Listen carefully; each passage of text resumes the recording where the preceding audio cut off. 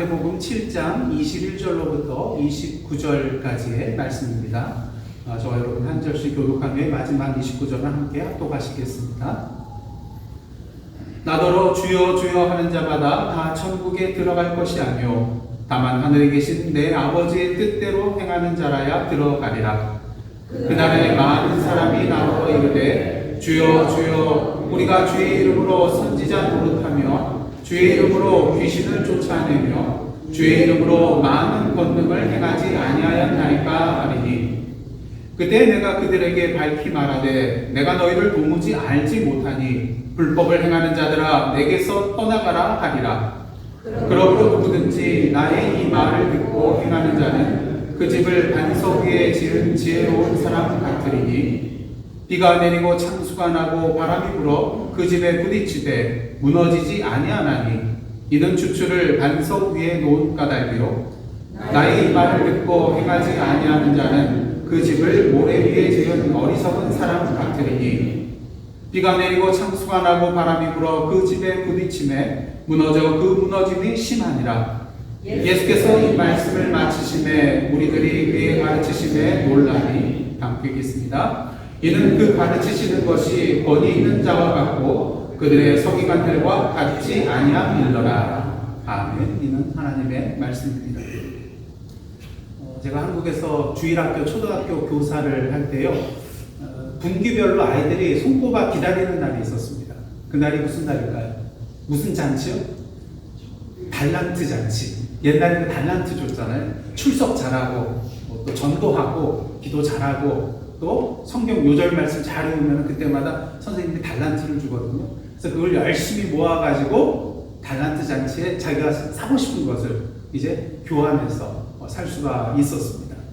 근데 문제는 아무리 갖고 싶은 것이 있어도 달란트 개수가 모자라면 그것을 살 수가 없는 것이죠. 그러게 아이들은 더욱더 열심히 출석하고 요절 말씀 잘 외우고 또 때로는 친구들과 달란트 때문이라도 전도를 해오더라고요. 우리 삶도 마찬가지인 것 같습니다. 갖고 싶은 것을 사기 위해서 열심히 일해서 뭘 벌죠? 돈을 벌고 모으게 되는 것입니다. 하지만 우리가 아무리 달란트를 많이 모은다 할지라도 돈을 아무리 많이 모은다 할지라도 이 달란트와 돈을 가지고 살 수 없는 것이 있는데 그것이 무엇입니까? 바로 하나님의 나라인 것입니다. 하나님의 나라는 우리의 공로나 우리의 물질로 가질 수 있는 것이 아니기 때문인 것이죠. 하나님의 나라라는 것은 전적으로 하나님의 은혜로 들어갈 수 있는 것이기 때문인 것입니다. 그렇게 사도 바울은 갈라디아서 2장 16절을 통해서 이렇게 말을 하고 있습니다. 사람이 의롭게 되는 것은 율법의 행위로 말미암이 아니요 오직 예수 그리스도를 뭐함으로요? 믿음으로 말미암는 줄 알므로 우리도 그리스도 예수를 믿나니 이는 우리가 율법의 행위로서가 아니고 그리스도를 믿음으로써 의롭다함을 얻으려 함이라. 율법의 행위로서는 의롭다함을 얻을 유체가 없느니라. 예, 그렇습니다. 우리가 의롭게 되고 구원을 얻게 되는 것은 우리의 어떤 행위, 우리가 쌓은 공로로 말미암는 것이 아니라 전적으로 예수 그리스도를 믿는 믿음으로서만 가능하다는 것이죠. 만약 우리가 행위로 말미암아 의롭다함을 받고 구원을 얻게 된다면 사도 바울의 말처럼 예수 그리스도의 십자가의 죽음이 헛된 것이 되고 말 것입니다. 하지만 그렇다고 우리가 예수 그리스도를 나의 구주로 믿고 입술로 고백하기만 하면 그것으로 모든 것이 다 끝난다고 착각해서는 절대로 안 됩니다. 의롭게 된 자로서, 하나님의 자녀가 된 자로서, 구원함을 입은 자로서, 빛의 자녀가 된 자로서, 하나님 나라의 백성이 된 자로서 그에 합당한 뭐를 맺어야 돼요? 열매를 맺어야만 하기 때문인 것입니다. 물론 우리의 행위가 있어야지 구원함을 받는다는 그런 말씀을 드리는 게 아닙니다. 구원은 당연히 믿음으로 얻는 것이기 때문인 것이죠. 중요한 사실은 그 믿음이 정말로 참된 믿음이라면 그 믿음에 합당한 뭐가 맺혀지기 마련이에요? 열매, 행위의 열매가 맺혀질 수밖에 없다는 것입니다. 오늘 보면 21절 말씀입니다. 나더러 주여 주여 하는 자마다 다 천국에 들어갈 것이 아니요 다만 하늘에 계신 내 아버지의 뜻대로 행하는 자라야 들어가리라. 예수 그리스도를 향하여 주라고 고백했다는 것은 어느 정도 그 사람이 이 예수 그리스도가 누구신지를 믿고 받아들였다는 것을 의미한다고 할 수가 있겠습니다. 예수께서 누구신지 알고 믿고 있다는 것이죠. 하지만 입술로 우리가 주여 주여 외친다고 해서 그 주여 외치는 모든 사람들이 다 하나님 나라에 들어가게 되는 것은 아닙니다. 어떤 사람이 들어가요? 다만 하늘에 계신 아버지의 뜻대로 행하는 자가 되어야 한다는 것입니다. 예수께서 말씀하십니다. 22절, 23절입니다. 그날에 마지막 날이죠. 많은 사람이 나더러 이르되 주여 주여 우리가 주의 이름으로 선지자 노릇하며 주의 이름으로 귀신을 쫓아내며 주의 이름으로 많은 권능을 행하지 아니하였나이까 이런 말을 하게 된대요. 그런데 어떻게 됩니까? 23절 그때에 내가 그들에게 밝히 말하되 내가 너희를 도무지 알지 못하니 불법을 행하는 자들아 내게서 떠나가라 하리라. 근데 이 말씀을 보면 사람들이 입술로만 주여 주여 외친 게 아니에요. 구체적으로 주의 이름으로 세 가지를 행하는 것을 보게 됩니다. 어떤 노릇을 합니까? 선지자 노릇하고요. 뭘 쫓아내요? 귀신을 쫓아내고요. 또 많은 뭘 행합니까? 권능을 행해요. 근데 그럼에도 불구하고 주님께서 내가 너희를 도무지 알지 못하니 불법을 행하는 자들아 내게서 떠나가라 말씀하실 것이라고 하십니다. 그 이유는 뭘까요? 유튜브에 보면은 이 사람의 영상들이 많이 올라가 있는데 박혁이라는 전도자가 있습니다. 그는 어떤 사람이냐면요, 이단 신사도 운동가인 박호종 목사의 교회에 출석하였고요, 또 나이지리아의 이단 부흥사인 TV 조슈아 밑에서 훈련을 받아서 그 사람을 멘토로 여기면서 활동하고 있는 사람입니다. 그래서 그의 유튜브 채널을 보시면 구독자가 무려 한 19만 명인데요. 그리고 영상이 올라올 때마다 수만 명의 사람들이 그 유튜브를 시청을 합니다. 근데 이 박혁이라는 전도자, 이 사람을 보면 자신이 성령 충만한 청년이라고 하면서요, 극단적인 은사주의로 나가는 것을 보게 됩니다. 그래서 영상 몇 개를 제가 좀 살펴봤어요. 그래서 세계 곳곳에서 또 특히 이제 뭐 남미나 또 아프리카도 하고요, 한국에서도 하고, 일본에서도 하고, 그래서 인도네시아도 했었던 것 같아요. 그래서 그 세계 곳곳에 집회를 하면서 어떤 일을 많이 하냐면요, 병자를 고치고 또 귀신을 쫓아내는 축사 그런 일들을 하고 있는 것을 분명히 보게 됩니다. 그래서 그거 안수하면요, 멀쩡한 사람들이 어떻게 돼요? 뒤로 그냥 자빠지죠. 그래서 뒤에 잡아주는 그런 사람들이 대기를 하고 있습니다. 근데 이게 꼭 성령이 임해야지 이렇게 딱 되면은 넘어가야만 되나요? 근데 보통 보면 이 사이비 정탐이나 이단들을 보면 꼭 이런 일을 하더라고요. 손으로 안수를 딱 머리 하면 그냥 뒤로 다 자빠져요. 성령께서 자빠지게 하는 그런 분이신지 좀 의심이 됩니다. 그래서 이렇게 하면은 자빠지고요, 또 병든 사람들이 막 그 자리에서 낫게 돼요. 절뚝거리는 사람이 막 걷게 되고요, 암 환자가 낫게 되고. 그 다음 특별히 주목할 게 뭐냐면요, 귀신 걸린 사람, 귀신 들린 사람. 이 귀신 들린 자하고 막 대화를 해요. 그리고 이 귀신을 내쫓아줍니다. 앞으로 내가 말하면 3초 안에 귀신이 나갈 것이다. 이러고 3초 뒤에 나가고. 근데 좀 쇼를 한다는 게 눈에 좀 보여요. 특이한 게 마이크 가지고 하잖아요. 근데 귀신하고 대화할 때요, 귀신 들린 사람이 앞에 있으면 이제 박혁이라는 전도자가 이제 막 질문을 해요. 그러면 귀신 걸린 사람이 대답을 해요. 근데 마이크에 대고 이렇게 대답을 잘해요. 여러분, 귀신 들린 사람이 이렇게 그냥 마이크에 대고 제대로 이렇게 대답을 해주겠습니까? 어떨 때는 귀신 들린 사람이 마이크에 갖다 대고 얘기를 하더라고요. 그리고 뭔가 이렇게 안수해서 넘어져 있는 사람, 기절한 사람이 있는데 영상 그 구퉁이를 보면요, 그 사람이 호기심이 있는지 박혁 전도자가 뭘 하는 걸 보고 이렇게 잠깐 눈을 들어가지고 쳐다봐요. 그리고 다시 기절한 척하고 있고요. 그러니까 쇼를 하는 거죠, 사실은. 특히 베르달투라는 그런 브랜드를 만들어가지고 하늘의 DNA를 담았다고 하는 그 반팔 티셔츠를 파는데 무려 얼마인 줄 아세요? 한 장에 13만 원. 이걸 파는데 잘 팔리는 것 같아요. 유튜브 영상이 나온 대로라면 이 사람은 주의 이름으로 뭐래요? 선지자 노릇하고요, 귀신을 쫓아내고요, 많은 권능을 행하고 있습니다. 주의 이름으로 이걸 다 하고 있어요. 하지만 마지막 날 주님 앞에 이 사람이 섰을 때 과연 주님께서 이 사람을 향하여서 뭐라고 하시겠습니까? 디도서를 보면요, 사도 바울 당시에 그레데인들 중에 하나님은 인정하지만 잘못된 교훈을 교회 안으로 가지고 들어와서 거짓 교훈을 따르게 하고 멸망의 길로 나아가게 하는 그러한 사람들이 있었습니다.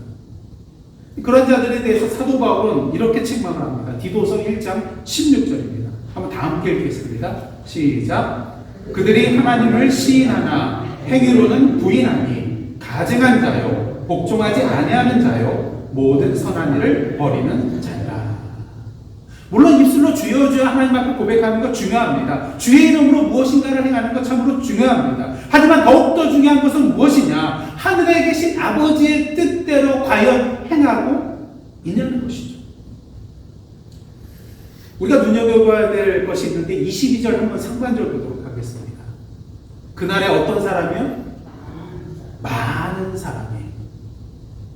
그냥 몇몇 적은 사람이 이렇게 하는 게 아니라 많은 사람이 이렇게 말할 거라는 거예요.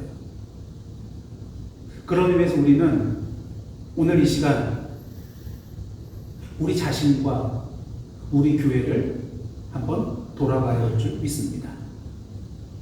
왜냐하면 우리가 입술로는 주님이라고 고백하고 있지만 주님의 이름으로 모여서 주님의 이름으로 뭔가 열심히 하고 있지만 그것이 아버지 하나님의 뜻이 아닐 수도 있기 때문인 것입니다. 만약 우리의 행위가 하나님의 생각과 뜻보다도 내 생각과 나의 인간적인 뜻을 앞세워 나간다면 우리 교회의 그런 모습이 하나님의 말씀보다 교회의 전통을 더 우선시하는 것이라면 하나님의 능력과 지혜를 구하지 아니하고 세상적인 능력과 지혜, 인간적인 나의 힘과 지혜를 믿고 의지하고 나아가고 있다면 주님의 이름과 주님의 영광을 드러내기보다는 나의 이름과 나의 영광을 드러내고자 하고 있다면 우리가 바로 오늘 본문에 나오는 그 많은 사람이 될 수도 있기 때문인 것이죠. 그럴 경우 어떤 일이 벌어집니까? 마지막 날 주님 앞에 섰을 때에 내가 너희를 도무지 알지 못하니 불법을 행하는 자들아 내게서 떠나가라. 이 말을 우리 자신이 들을 수도 있다는 것입니다. 그러게 예수께서 오늘 본문을 통해서요, 어리석은 사람이 되지 말고 지혜로운 사람이 되라고 말씀하고 계십니다. 너무나도 잘 하시는 말씀이죠. 오늘 보면 24절부터 27절 말씀을 보시면 지혜로운 사람은 주추를 어디에 둔 사람이에요? 반석에 놓은 사람입니다. 어리석은 사람은 집을 어디에 세운 사람이에요? 모래 위에 세운 사람입니다. 만약 이 두 사람이 집을 짓고 있는 그런 현장에 가서 여러분들이 만약에 보신다면 그냥 겉으로 봤을 때 차이점을 느낄 수 있을까요? 차이점을 별로 느낄 수가 없을 것입니다. 왜? 이 두 집의 차이는 어디에 있는 거예요? 주추를 어디에 놓는가의 차이가 있기 때문인 것입니다. 그러니 우리가 그냥 건축하는 데 가서 봤을 때 그게 보이나요? 보통 집 지을 때 파운데이션을 가장 먼저 하잖아요. 근데 그 위에다 이제 집을 짓게 되는데 여러분들 건축 현장 가면 파운데이션이 제대로 보이나요? 그냥 외곽만 보이죠. 올라가고 있는 것만 보이죠.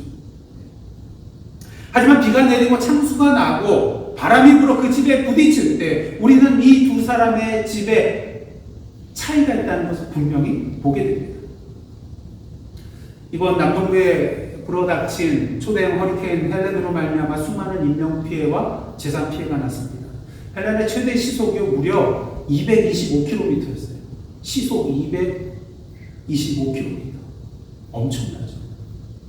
뿐만 아니라 조지아주 아틀란타 경우에는요, 지난 48시간 동안 비가 얼마나 내렸냐면요, 282mm. 282mm나 내렸습니다.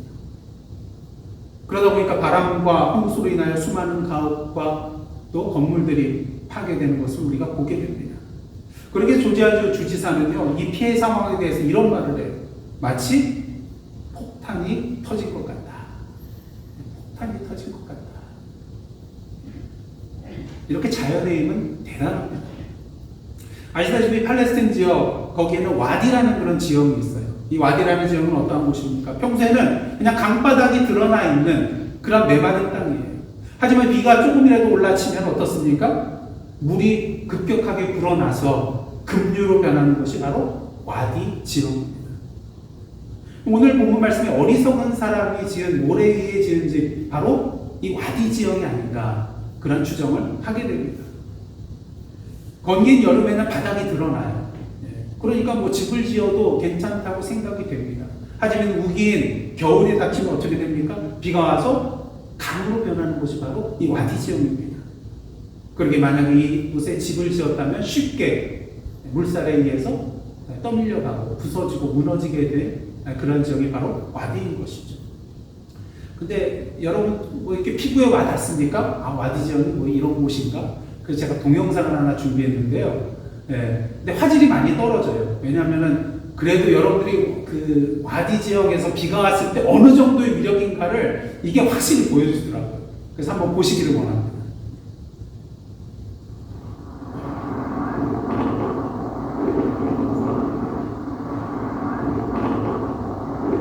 갑자기 급류가 돼가지고 지금 모든 것들이 막 떠내려오는 그런 상황입니다.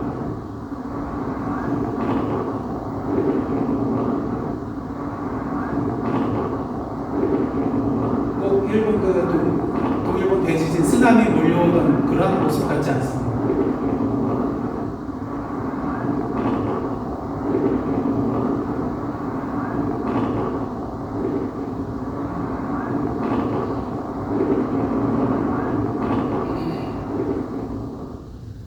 그 물이 불어나는 게요, 그냥 뭐 발목에 찰랑찰랑할 정도가 아니라는 겁니다. 만약에 이 와디 지역에 집을 지었다면 어떻게 됐을까요? 흔적도 없이 다 사라져버리고 말 것입니다. 우리 신앙생활도 마찬가지입니다. 어디에 우리의 기초를 두고 우리의 집을 세울 것인가, 참으로 중요합니다. 평상시에는 아무런 문제가 없는 것처럼 보인다 할지라도 인생의 거친 비바람과 홍수 속에서 흔들리지 않고 무너져 내리지 않기 위해서는 든든한 반석 위에 우리의 인생의 집을 세워야 하기 때문인 것이죠. 자, 그렇다면 어떻게 하는 것이 우리 인생의 기초를 반석 위에 세우는 지혜로운 자의 그런 삶이라고 할 수도 있겠습니까? 예수께서 말씀하십니다. 오늘 보면 24절입니다. 한번 다 함께 읽겠습니다. 시작. 그러므로 누구든지 나의 이 말을 듣고 행하는 자는 그 집을 반석 위에 지은 지혜로운 사람 같으리니. 예, 두 가지 말씀을 해주고 계세요. 뭐 하라는 거예요? 나의 말을 듣고 뭐 하라는 거예요? 행하라는 거예요. 다 아는 얘기입니다. 어려서부터 다 듣고요. 이미 다 알고 있는 얘기예요. 하지만 무엇이 문제입니까? 우리가 알고 있다는 것과 우리가 행하고 있다는 것은 분명히 다른 차원이라는 것이죠. 주일학교 때부터 너무나도 잘 알고 듣고 있는 이 말씀. 하지만 여전히 우리의 삶 가운데 이 말씀대로 행하며 살아가지 못하고 있기 때문에 오늘도 주님께서는 이 본문을 통하여 우리에게 말씀하고 계시는 것입니다. 지혜로운 삶을 살라고요. 그 말씀을 듣고 행하는 삶을 살라고요. 지혜로운 사람은 무엇보다도 뭐 하는 사람입니까? 하나님의 말씀을 듣는 사람입니다. 만약 여러분이 여러분의 집을 이제 어디다 건축을 한다 그러면은 어디에다 도대체 그 기초를 세우시겠습니까? 아무리 주위 환경이 좋다 할지라도 우리의 눈만으로는 그 땅이 집을 세우기 적합한 땅인지는 사실 구별해내기가 힘듭니다. 그 지표면 아래에 있는 토양이 도대체 어떤 땅인지, 어떤 조건과 어떤 상태에 있는지 우리의 눈으로는 알아낼 길이 없기 때문인 것이죠. 그리고 무슨 조사를 합니까? 집을 짓기 위해서는 토양 조사를 해요. 그러니까 소일 테스트를 해가지고 그곳에 집을 정말로 세울 수 있는지, 2층, 3층을 세워도 괜찮은지 이 소일 테스트를 하게 됩니다.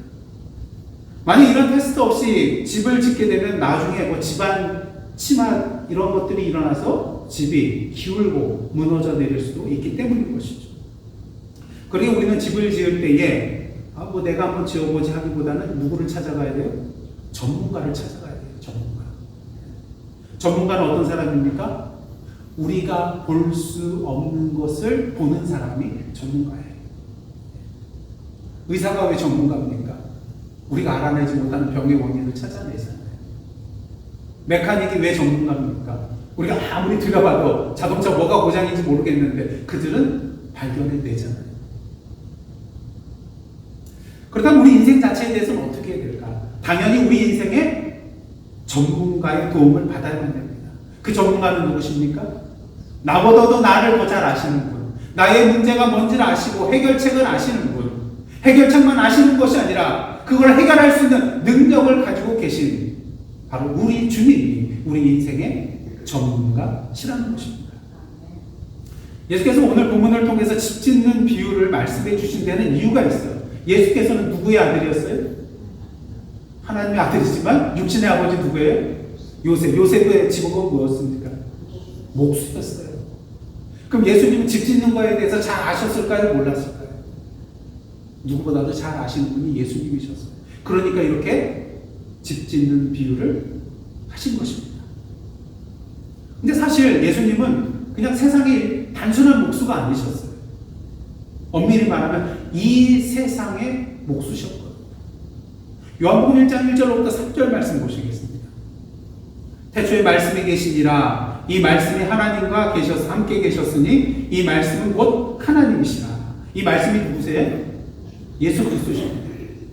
그가 태초에 하나님과 함께 계셨고 만물이 누구로 말미암아요? 그로 말미암아 지은 바 되었으니 지은 것이 하나도 그가 없이는 된 것이 없느니라. 그러면서 예수님은 우리 인생의 기초가 어디에 놓여져야 되는지를 너무나도 잘 아시는 전문가 중에 전문가라고 할 수가 있습니다. 왜? 주님께서 이 세상을 만드셨잖아요. 그러게 우리는 누구의 말씀에 귀 기울여야 됩니까? 주님의 말씀에 귀 기울여야 됩니다. 그 전문가의 말씀에 귀를 기울여야 된다는 것이죠.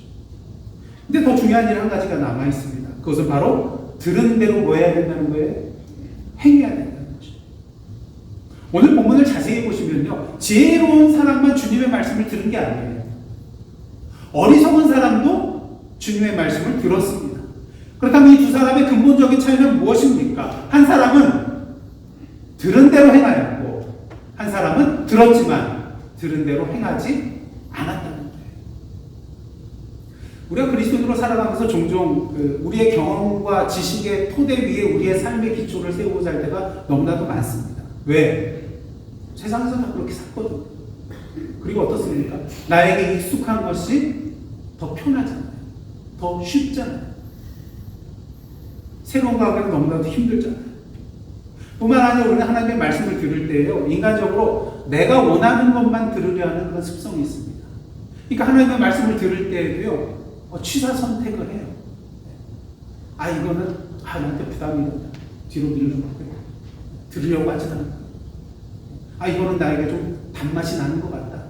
유익이 될 것 같다. 이런 것들 그냥 받아들이고. 하지만 우리가 우리 자신의 생각과 경험을 주님의 말씀보다 앞세우고 나아가면 어떻게 될까요? 2007년 6월 25일에 캄보디아 여객기가 추락을 하게 되었는데 한국인 탑승객 16명을 비롯해서 거기에 승무원이었던 기장이었던 모든 22명의 사람들이 다 숨지는 그런 참사가 발생을 했었습니다. 물론 사고 당시 악천후였기 때문에 이것이 영향을 줬을 것입니다.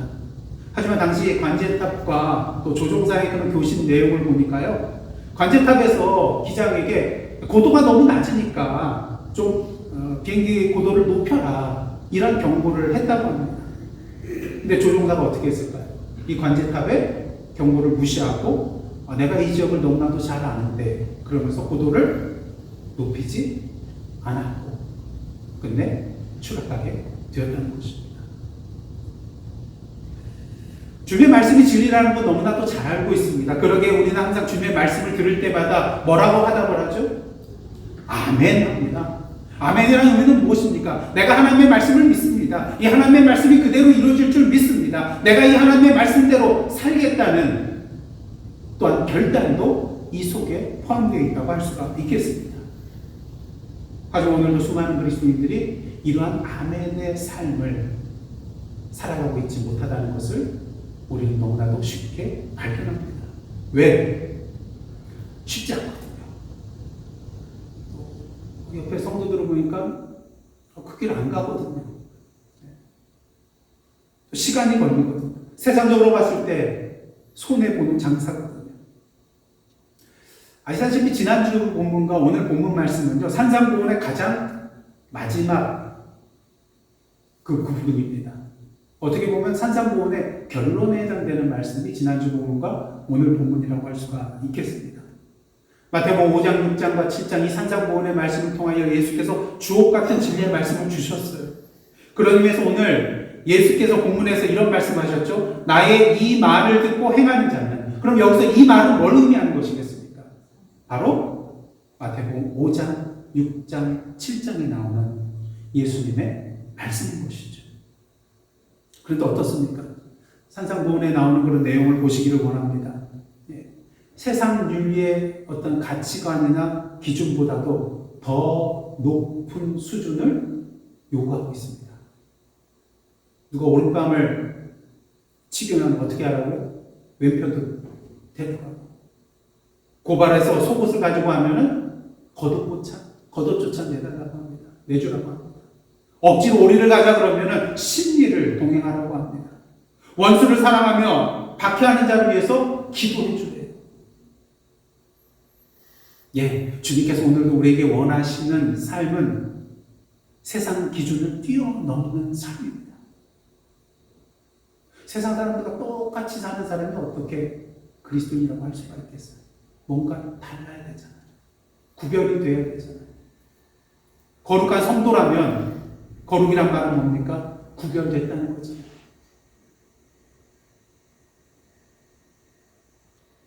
그러기에 그러한 삶을 살기가 너무나도 쉽지 않습니다. 하지만 예수께서 분명히 말씀하십니다. 나의 말을 듣고 행하는 자가 지혜로운 사람이라고. 그리고 이것이 산상보훈 모든 말씀의 결론인 것입니다. 그러게 지난주에 말씀드린 것처럼 예수께서는 4번의 대조를 통해서 이를 강조하고 계신 것입니다. 좁은 길과 넓은 길, 좋은 나무와 못된 나무, 하나님의 뜻대로 행하는 자와 불법을 행하는 자, 그리고 반석 위에 집을 지은 지혜로운 사람과 모래 위에 집을 지은 어리석은 사람. 이 말씀을 해주신 이유는 무엇입니까? 이제 나의 말을 들었으니 어떠한 삶을 살 것인가? 이 두 가지 중에 어떠한 삶을 살아낼 것인가 결단하라는 말씀입니다. 들은 말씀대로 행하며 살아가는 참된 지혜자의 삶을 살라는 것이죠. 왜? 그 길만이 참된 진리와 생명의 길이기 때문인 것입니다. 다른 길은 없기 때문인 것입니다. 예수께서 이런 말씀을 하시자 그 말씀을 듣고 있던 무리들이 놀라게 됩니다. 그 가르침에 놀랍니다. 왜요? 그 가르치는 것이 권위 있는 자와 같고 그들의 서기관들과 같지 않았기 때문인 것입니다. 이는 무엇을 말합니까? 예수님의 권위는 그 차원이 달랐다는 거예요. 당시 서기관들의 권위는 어떠한 권위였습니까? 자기 스스로에게서 나오는 권위가 아니었어요. 율법이나 또 그들의 전통이나 그 다음 유명한 랍비들을 인용함을 통하여서 거기에서 권위를 내세웠습니다. 하지만 예수님의 권위는 어떤 권위입니까? 예수님 자신에게서 나오는 권위예요. 그러게 뭐라고 하십니까? 예수께서는 다른 권위에 의지하지 아니하고 나는 너희에게 이르노니. 어디서 인용해가지고 오는 게 아니에요. 다른 권위를 가지고 말하는 게 아니에요. 나는 너희에게 이르노니. 자신의 권위로 말씀하시는 분이 바로 예수 그리스도셨습니다. 왜? 그분이 길과 진리와 생명 되시는 분이기 때문인 것이죠. 말하기는 그 권위 앞에 무릎 꿇는 저희들 되기를 원합니다. 이 세상의 그 어떤 권위보다도 더 높고 더 가치 있고 더 중요한 권위를 가지고 계신 그분 앞에 무릎 꿇고 나아가는 저와 여러분 되기를 원합니다. 그 말씀을 아멘으로 받아들이고 우리의 삶으로 그 말씀을 살아내며 아름다운 주님의 열매를 맺어 나아가는 저희들 되기를 원합니다. 이것이 참된 지혜자의 삶인 것입니다. 전에도 한번 말씀드린 적이 있는데요. 한 군함이 태풍을 피하여서 어두운 밤 폭풍 속에서 항해를 하고 있었습니다. 저 멀리서 빛이 한 줄기 보여요. 그래서 군함의 함장은 서치라이트로 그 빛을 향하여서 신호를 보내게 됩니다. 귀 항로와 우리 군함의 항로가 일치하니 서쪽으로 10도 항로를 바꿔라. 그래서 상대방에서도 신호를 보내요. 당신이 동쪽으로 10도 바꿔라. 그래서 함장이 좀 화가 나서 어느 정도 계급이 높았나 봐요. 그래서 다시 신호를 보냅니다. 나는 해군 함장이다. 네가 방향을 바꿔라. 그래서 상대가 다시 신호를 보내왔습니다. 뭐라고 했을까요? 여기는 등대이다. 등대. 오늘도 우리 인생의 등대 되어주시는 주님께서 말씀을 통하여 신호를 보내고 계십니다. 여러분, 그 신호대로 여러분의 인생의 항로를 바꾸어 항행하시겠습니까? 아니면 그대로 가시겠습니까? 기도하겠습니다. 하나님, 입술로만 주여 주여 고백하며 귀로 말씀을 듣는 것으로 그치는 삶에서 벗어나 주님의 말씀을 듣고 주님의 뜻대로 행하며 살아가는 지혜로운 삶을 살아가기로 주님 앞에 결단합니다. 성령으로 인쳐주시사 우리의 잘못된 인생의 방향을 바꾸어 주시고 오늘도 주님의 아름다운 열매를 맺으며 살아가는 저희의 복된 삶 되게 하여 주옵소서. 예수님의 이름으로 기도드리옵나이다. 아멘.